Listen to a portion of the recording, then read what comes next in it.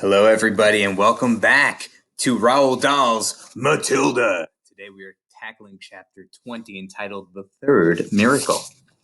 The next day was Thursday, and that, as the whole class of Miss Honey knew, was the day on which the headmistress would take charge of the first lesson after lunch.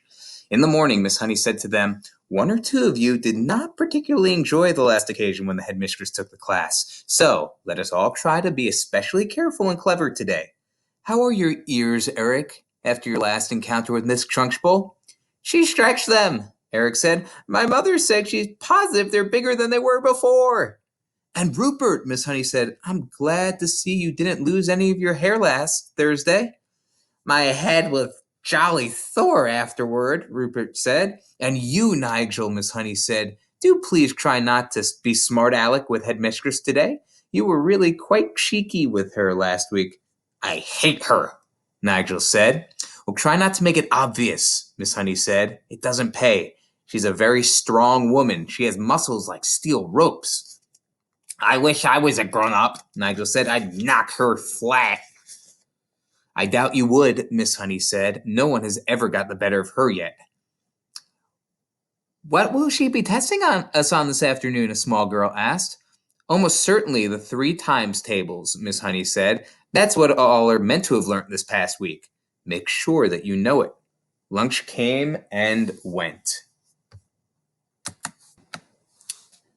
After lunch, the class reassembled. Miss Honey stood at one side of the room. They all sat silent, apprehensive, waiting. And then, like some giant of doom, the enormous Trunchbull strode into the room in her green breeches and cotton smock. She went straight to her water jug and lifted it up by the handle and peered inside. "I'm glad to see," she said, "that there are no little slimy creatures in my drinking water this time. If there had been, then something especially unpleasant would have happened to every single member of this class, and that includes you, Miss Honey."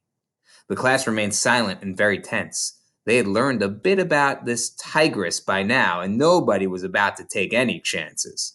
"Very well," boomed the Trunchbull. "Let us see how well you know your 3 times tables. Or to put it another way, let us see how badly Miss Honey has taught you the 3 times tables." The Trunchbull was standing in front of the class, legs apart, hands on hips, scowling at Miss Honey, who stood silent to one side.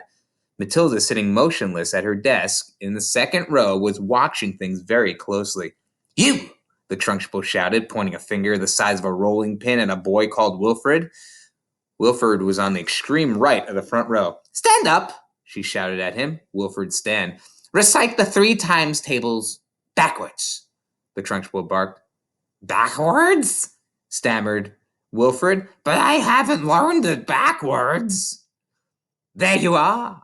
cried the Trunchbull, triumphant. "She's taught you nothing, Miss Honey. Why have you not taught them anything this last week?" "That's not true, headmistress," Miss Honey said. "They've all learnt their 3 times tables, but I see no point in teaching it to them backwards. There is little point in teaching anything backwards. The whole object of life, headmistress, is to keep going forward. I venture to ask whether even you, for example, can spell a simple word like wrong backwards straight away. I very much doubt it." "Don't you get impertinent with me, Miss Honey," the Trunchbull snapped. Then she turned back to the unfortunate Wilfred. "Very well, boy," she said. "Answer me this. I have 7 apples, 7 oranges, and 7 bananas. How many pieces of fruit do I have altogether? Hurry up. Get on with it. Give me the answer." "That's adding up," Wilfred said. "That isn't 3 times tables. You blithering idiot," shouted the Trunchbull. "You festering gumball, you flea-bitten fungus. That is the 3 times table. You have 3 separate lots of fruit, and each has 7 pieces. 3 sevens are 21. Can't you see that, you stagnant cesspool? I'll give you one more chance. I have 8 coconuts, 8 monkey nuts, and 8 nutty little idiots like you. How many nuts do I have altogether? Quickly answer me." Wilfred was poorly flustered. "Wait," he cried. "Please wait. I've got to add up 8 coconuts, 8 monkey nuts." He started counting on his fingers. "You blustering blister," shouted the Trunchbull. "You moth-eaten maggot. This is not adding up. This is multiplication. The answer is 3 eights. Or is it 8 threes? What's the difference between 3/8 and 8/3? Tell me that, you mangled little muzzle. Quick, be sharp about it. By now, Wilfred was far too frightened and bewildered even to speak. In 2 strides of Trunchbull was at his side, and by some amazing gymnastic trick, it may have been judo or karate, she flipped the back of Wilfred's legs with one of her feet so that the boy shot up off the ground and turned a somersault in the air. By halfway through the somersault, she caught him by an ankle and held him dangling upside down like a plucked chicken in a shop window.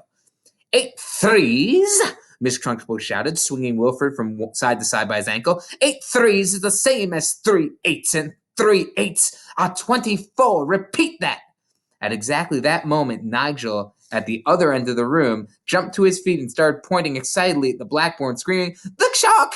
The chalk! Look at the chalk! It's moving all on its own!" Look at him. Yikes. So hysterical and shrill was Nigel's scream that everyone in the place, including the Trunchbull, looked at the blackboard, and there, sure enough, a brand new piece of chalk was hovering near a gray-black writing surface on the blackboard. "It's writing something!" Nigel screamed. "The chalk is writing something!" And indeed it was.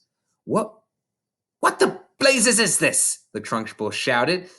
It had shaken her to see her own name being written like that by an invisible hand. She dropped Wilfred on the floor. Then she yelled at nobody in particular, "Who's doing this? Who's writing it?" The chalk continued to write, "Agatha, this is Magnus. This is Magnus." Everyone in the place heard the gasp that came from Trunchbull's throat.